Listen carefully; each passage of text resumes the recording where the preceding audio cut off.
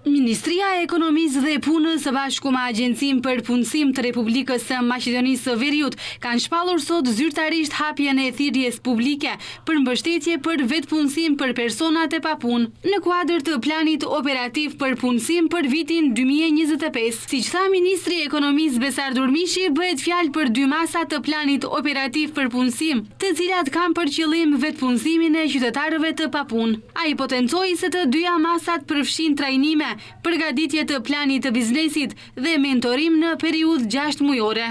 Masa e parë është dedikuar për persona mbi 29 vjeç dhe parashikon mbështetje financiare prej 430.500 denarësh për themelimin e një biznesi të ri. Në raste specifike për punësimin e personave me aftësi të kufizuara, ofrohet edhe mbështetje shtesë deri në 250.000 denar. Masa e dytë është ndërtuar për të rinjt deri në moshën 29 vjeç, të cilët kanë mundësi të përfitojnë mbështetje deri në 615.000 denar për krijimin e biznesit të tyre.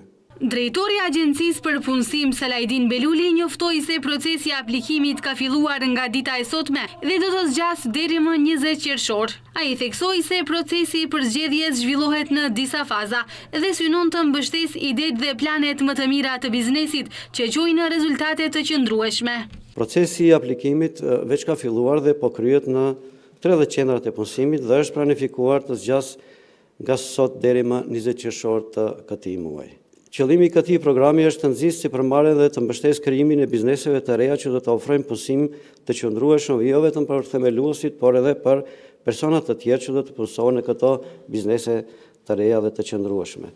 Durmishi njoftoi se kategoritë të cilat mund të aplikojnë janë personat e papunë të regjistruar në Agjencionin e Punësimit, përfitues të ndihmës minimale të garantuar, persona me aftësi të kufizuara, persona të rikthyer nga jashtë, gra, viktima të dhunës në bazë gjinore dhe në familje, si dhe qytetarë që dëshirojnë të formalizojnë veprimtarinë e tyre të mëparshme.